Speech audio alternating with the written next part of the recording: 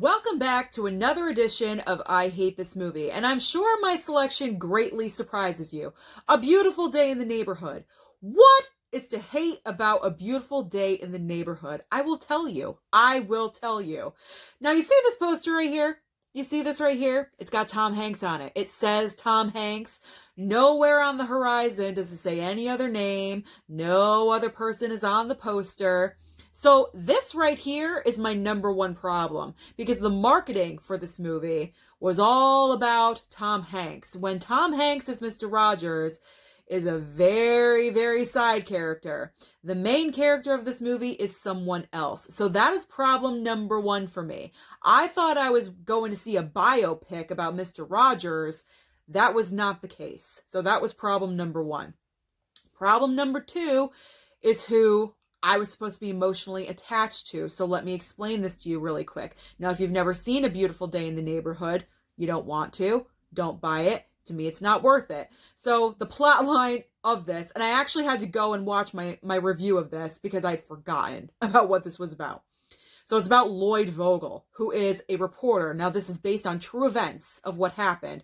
This reporter goes to meet up with Mr. Rogers for an article that he has to write about him for the magazine that he works for. So he meets up with Mr. Rogers several times. They talk. Apparently, Lloyd is having a lot of problems in his life. He's got mental problems and he's fighting with people, his wife, his family.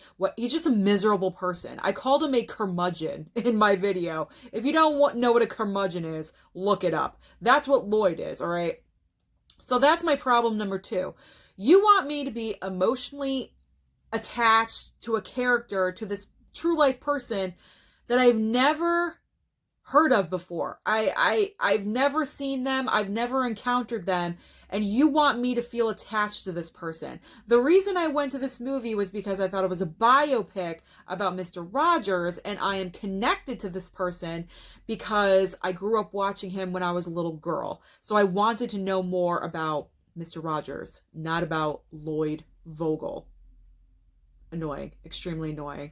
The number three reason was the directing style of this movie was just goddamn weird. In my review, I said the opening confused me. That's never a good sign.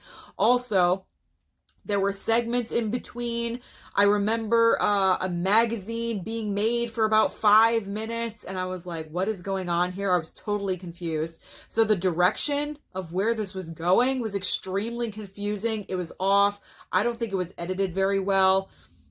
Didn't like it. Didn't like it. All of the combinations of this equals to me, I hate this movie. I knew when I left that theater, I would never watch that movie again. I would not buy it on Blu-ray. I actually went with my parents to watch it.